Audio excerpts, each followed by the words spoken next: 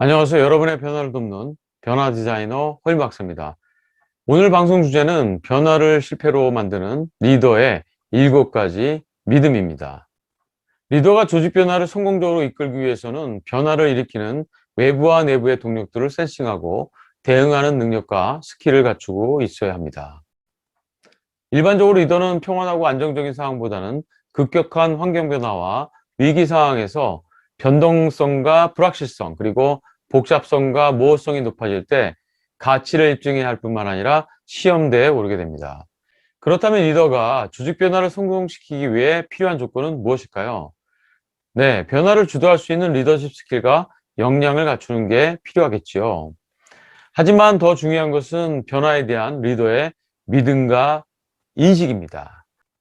그것은 리더가 조직 변화에 대해 잘못된 믿음을 갖고 있을 때 현실을 왜곡해서 인식하고 문제의 본질을 파악하지 못하기 때문입니다. 문제가 정확히 무엇인지 모르면 올바른 해결책을 찾을 수 없습니다. 잘못된 해결책을 실행하면 또 다른 문제가 생기는 풍선 효과가 발생하면서 악순환이 반복되겠죠.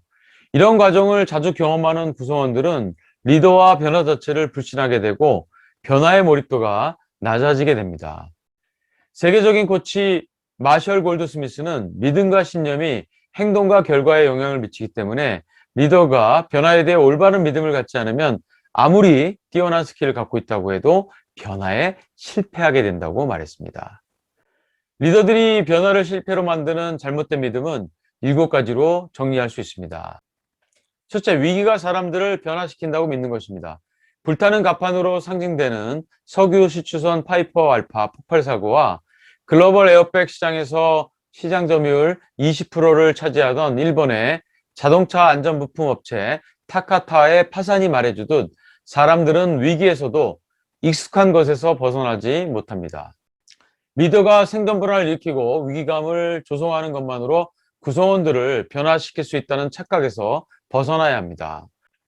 특히 때만 되면 정기적인 캠페인처럼 반복되는 위기 스토리에 익숙해진 직원들은 어떻게 연기를 해야 리더에게 조직 변화에 동조하고 자신이 위기감을 느끼는 것처럼 보이는지 너무 잘 알고 있습니다.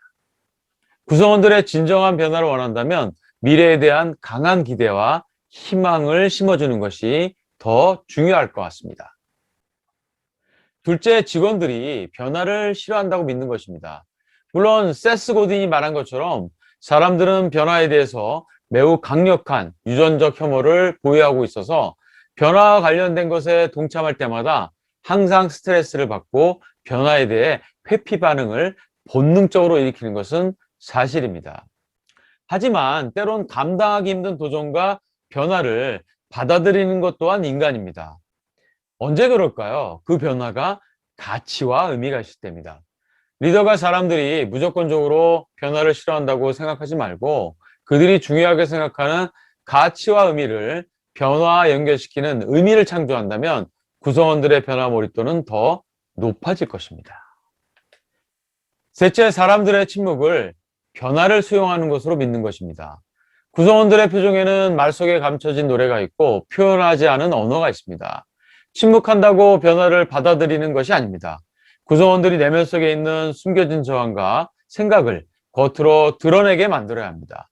리더는 그들의 생각 뒤에 숨겨진 배경을 이해하고 경청해서 그들의 에너지를 긍정의 에너지로 바꾸는 노력을 통해 변화에 동참시킬 수 있습니다.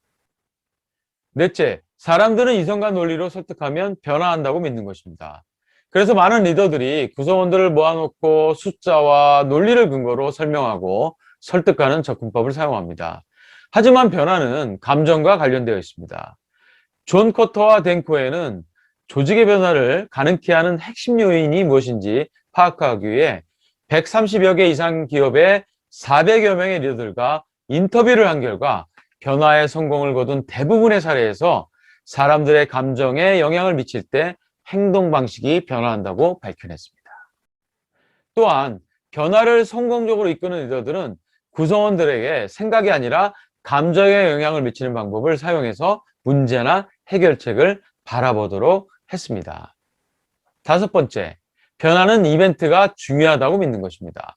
대부분의 조직 변화는 뭐뭐 선푸식, 뭐뭐 교육, 무슨 대회, 무슨 캠프, 무슨 워크샵 등으로 상징되어집니다. 문제는 이런 것들이 대부분 일회성 행사로 끝난다는 것입니다. 홀과 호드가 말한 것처럼 변화는 이벤트가 아니라 프로세스입니다. 이벤트가 필요 없거나 전혀 도움이 안 된다는 의미는 아닙니다. 이벤트는 그날의 이슈를 다루고 전환점을 만드는 역할을 합니다. 하지만 프로세스는 문화를 다루며 더 장기적인 관점에서 접근합니다. 이벤트는 무엇을 시작했는가와 관련된다면 프로세스는 무엇을 지속하는가를 더 중요하게 생각하며 습관과 문화를 만드는 지난한 과정입니다. 리더들은 이벤트에만 의존하지 말고 작은 것이라도 시작해서 지속하는 노력을 구성원들에게 보여줄 때 변화의 성공 가능성을 높일 수 있습니다. 여섯째, 조직 변화는 매니지먼트 능력이 중요하다는 믿음입니다. 조직 변화가 시작되면 숫자가 등장하게 되죠. 무엇을 몇 번 실행했고 하지 않았고 그 원인은 무엇인지 이런 것들을 관리하게 됩니다. 직원들은 이런 숫자를 들먹이며 통제 방식으로 자신들을 몰아붙이는 것에 피로감이 굉장히 높습니다. 피터 드로커는 이런 상황에 대해서 다음과 같이 말했습니다. 우리가 관리라고 하는 것의 많은 부분은 사람들을 일하기 어렵게 만드는 것들로 구성되어 있다. 재밌는 표현이죠. 변화에서 중요한 것은 계획과 통제가 아니라 동기부여와 영감입니다. 즉 리더십이 중요하다는 얘기죠.